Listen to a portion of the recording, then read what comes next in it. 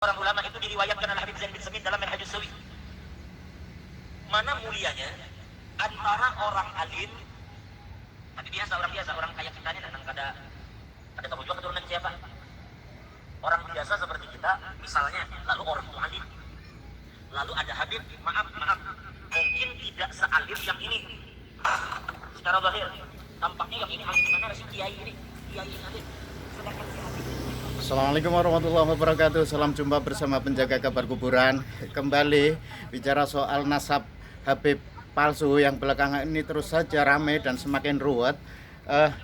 Saya sangat terinspirasi sekali dan mohon tanya kepada Kiai Nur Ihya yang di channel Karma 212 itu mengupas bagaimana terus menerus Habib-Habib dari Robitoh Alawiyah ini membela diri bahwa nasab mereka itu asli, tapi tidak membahas bagaimana keaslian nasab mereka. Yang justru dibahas adalah orang-orang yang membenci Habib, yang membenci kelompok mereka itu akan mendapat laknat dari Rasulullah. Itu yang terus-menerus dikembangkan, dan hari ini saya sebenarnya hanya ingin bertanya kepada Kiai Nur Ihya ini, karena di konten-konten saya di kabar kuburan saya sebagai penjaga kuburan itu justru ingin bertanya kepada Kiai Nur Ihya, dari pengalaman waktu kami bertanya kepada Kiai Sun Haji, panjenengan saya yakin perso siapa itu Kiai Sun Haji. Kiai Sun Haji itu yang dikenal sebagai guru torikohnya Gus Dur. Beliau itu dari Jimbun di Kecamatan Seruang, Kabupaten Kebumen. Gus Dur ketika menjabat presiden juga sering berkunjung ke tempat beliau. Dan pada saat Istighosah Akbar, pada saat Amin Rais sedang giat untuk melengsarkan Gus Dur, diadakan Istighosah Kubro. Dan ternyata di acara itu, di mana Stadion Gelora Bung Karno itu sudah dipadati massa yang sangat berjubel, ada pasukan berani mati, tetapi yang disampaikan Gus Dur pada saat itu adalah ini ada seorang kiai yang sayangnya tidak bisa hadir di tempat itu, yaitu Kiai Sun Haji dari Kebumen. Orang sampai sekarang pun sebenarnya penasaran siapa sih itu Kiai Sun Haji. Nah, saya ini baru saja menemukan satu dokumen rahasia mungkin ya. Ada pohon nasab yang saya temukan dari zuriyah Rasul. Ternyata itu dari zuriyah Rasul. Kiai Sun Haji ternyata ini yang kalau bisa saya gambarkan ini mungkin sekilas ya. Kiai Sun Haji ini di sini urut-urutan ternyata urutan ke 47 ya kalau tidak keliru itu 40 ya, jadi ke 47 dari Rasulullah. Karena ini nasabnya adalah terus naik ke 46 dan seterusnya, itu naik ke sini sampai ke Rasulullah itu ternyata. Nah, dengan Gus Dur itu pada saat saya membaca dokumen ini, ternyata ini urutan yang ketemunya adalah Mbah Hasim ya. Jadi Mbah Imam Asy'ari ya, Imam Asy'ari yang saya konfirmasikan itu ini yang dari bapaknya Mbah Hasim Asy'ari. Jadi ternyata ketemunya di situ. Kiai Sun Haji itu ketemunya dengan Gus Dur itu di situ. Mengapa Gus Dur kemudian menjadikan Mbah Sun Haji itu sebagai guru torikohnya, sehingga pada saat kisah-kisah tentang keunikan Gus Dur, orang di Kebumen itu dulu awal Gus Dur menjabat ketua umum PBNU itu masih penasaran mengapa Gus Dur ketika awal menjabat ketua umum PBNU, masih masa Orde Baru itu, masih masa zamannya Soeharto itu, ke Kebumen ada acara NU konsolidasi. Beliau hanya menyempatkan ingin ke tempatnya Mbah Sun Haji untuk sholat berjamaah dengan Mbah Sun Haji, tetapi pada saat itu rombongan ketua PCNU di Kebumen itu tidak tahu apa yang dikehendaki Gus Dur. Pada akhirnya cerita lucunya ini, pada saat Mbah Sun Haji ditunggu-tunggu tidak kersa untuk ngimami. Mbah Sun Haji itu tidak kersa untuk ngimami serombongan Gus Dur dan pengurus-pengurus NU yang mengikuti, terutama dari pengurus cabang NU di Kebumen.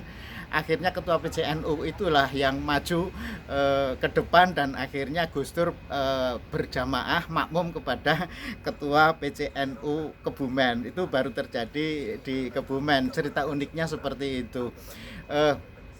Yang ingin saya sampaikan sebenarnya betapa keistimewaan Mbah Sun Haji itu di mata Gus Dur. Ternyata itu tadi ada silsilah, jadi ketemunya itu Mbah Sun Haji ketemunya itu Imam Asy'ari, dan saya konfirmasi apa Imam Asy'ari ini bapaknya Mbah Hasyim Asy'ari gitu kan. Iya betul, jadi Imam Asy'ari dalam silsilah ini itu yang termasuk buyutnya Mbah Sun Haji juga ya kan. Kalau sudah itu bapaknya Mbah Hasyim Asy'ari ya berarti ini ketemunya di situ, petuknya di situ. Dan karena itu saya berkesimpulan ya Gus Dur memang dzurriyyah Rasul.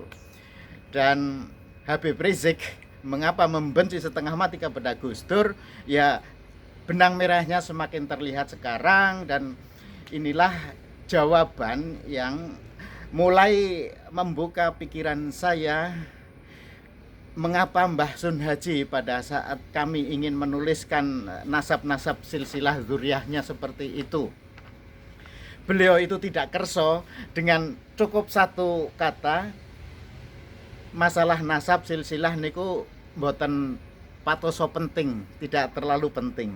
Karena yang penting itu inna akramakum indallahi atqakum. Jadi karena kami bersama paman kami, salah seorang yang menjadi juga kiai dan seorang hafiz Quran, langsung dengan jawaban itu rencana menulis buku nasab silsilah para kiai-kiai di Kebumen yang kami yakini memang garis dzurriyyahnya, nasabnya itu bisa sampai ke Rasulullah. Itu kami hanya ingin konfirmasi Mbah Sun Haji itu jalurnya itu apakah dari Wali Songo itu yang mana, apakah dari Sunan Derajat, Sunan Bonang, atau bahkan ternyata ini begitu saya ketemu ini masuk nasabnya itu masuk ke Sunan Gunung Jati. Ini yang kami terus merenung ulang, apa sih sebenarnya makna dari itu semua. Kenapa kok beliau Mbah Sun Haji itu menjawabnya itu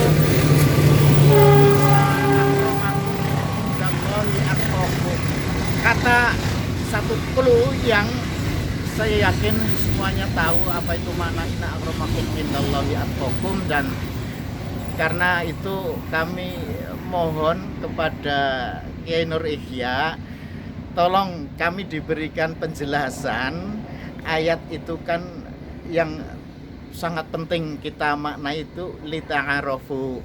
Karena kan satu ayatnya ya ayyuhalladzina amanu ya ayyuhannas inna khalaqnakum min dzakari wa untha wa ja'alnakum syu'uban wa qabaila lita'arofu.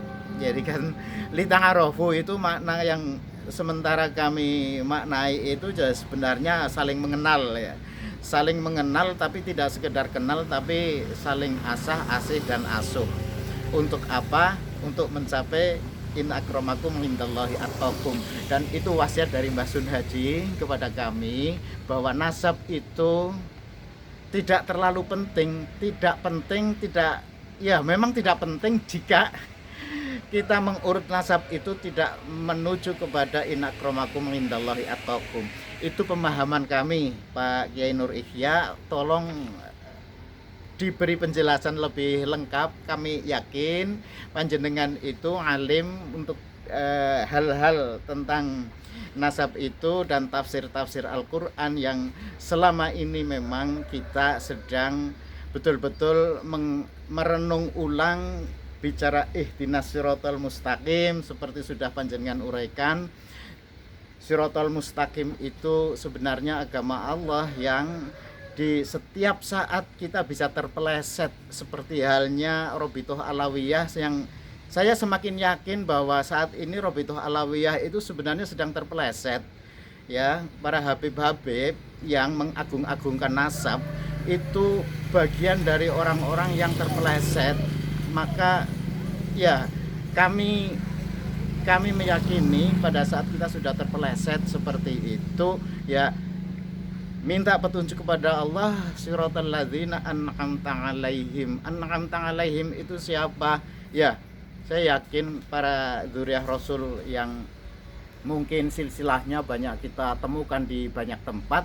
Intinya ketika kita sampai kepada Rasulullah, justru kami yang merasa tiba-tiba ditemukan dokumen-dokumen semacam ini masih punya hubungan darah, ketika silsilah disambung-sambungkan itu sampai ke Rasulullah, justru yang kami pikir bukan untuk kami mengagung-agungkan nasab, tetapi justru kami ingin agar diberi kekuatan, bismillah tawakkaltu 'alallah la haula wala quwata illa billah, untuk senantiasa berusaha menuju siratal mustaqim. Itu untuk apa? Ya, sesuai misi besar Rasulullah, inna akramakum indallahi atqakum.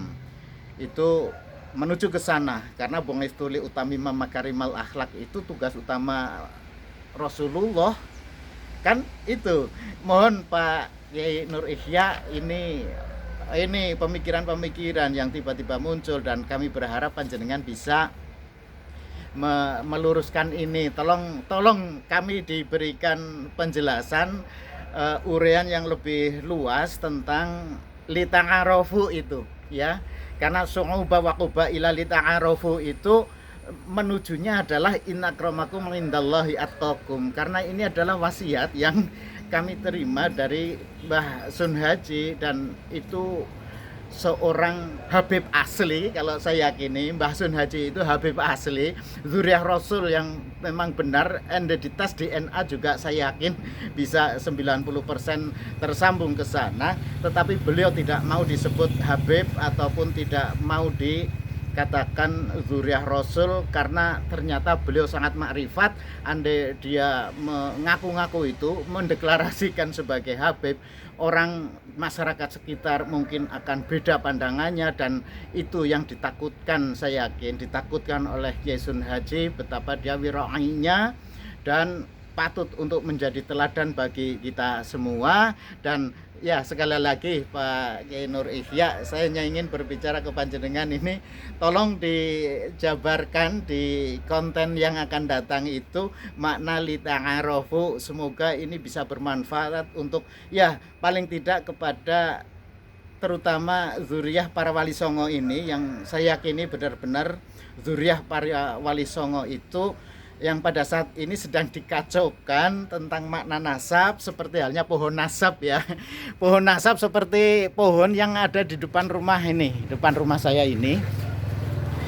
Saya ingin menggambarkan ini pohon apa. Kalau kita akan berbicara soal pohon, orang akan mengatakan, akan menyebut pohon apa ini. Berkelindan, ada palem, ada namanya puring, dan yang rambat itu namanya sirih gading. Kemudian nah yang ini, yang di atas ini adalah pohon belimbing. Orang akan mengatakan ini nasabnya apa ini ketika sudah berkelindan seperti ini, dan saya yakin inilah saatnya kita menjawab makna apa itu lita'arofu, untuk saling kenal, saling bersinergi, saling bantu-membantu. Dan ini yang pada saat misalnya ini ada pohon sirih gading yang seperti ini, ya, merambat di tiang beton, itu bukan seakan-akan ini pohon, tetapi ternyata ini bukan pohon, ya kan. Ternyata ini adalah sirih gading yang merambat di tiang beton, dan ini bisa seakan-akan pohon. Nah, berarti itu kan adalah pohon palsu. Ya, barangkali itulah gambaran dari Robito Alawiyah yang pada saat sekarang ini sedang berjuang mati-matian untuk menegaskan lagi nasab Robito Alawiyah itu nasab yang asli. Inginnya kan seperti itu. Tapi sebenarnya asli atau tidak, ketika kita menuju lita'arofu, dan ya Litangarafu, untuk mencapai inakramakum indallahi attaqakum, maka yang terjadi adalah kita akan saling bersinergi seperti pepohonan yang ada di sini ya, pepohonan yang berkelindan satu dengan yang lain untuk hidup, dan satu kata, walaupun tidak menghasilkan buah, tetapi dedaunan adalah penghasil oksigen dan berarti penyumbang oksigen untuk alam raya ini. Ya, ketika itu menjadi penyumbang oksigen, maka disitulah merawat pohon ini berarti khairunas anfa'uhum linnas. Saya yakin itu, dan mohon Pak Kiai Nur Ihya, pendapat saya ini bisa dikoreksi untuk bisa lebih jelasnya kita saling bertukar pengalaman untuk bisa mendapatkan ilmu Allah yang luasnya tak terbatas. Demikian dari penjaga kabar kuburan. Wassalamualaikum warahmatullahi wabarakatuh.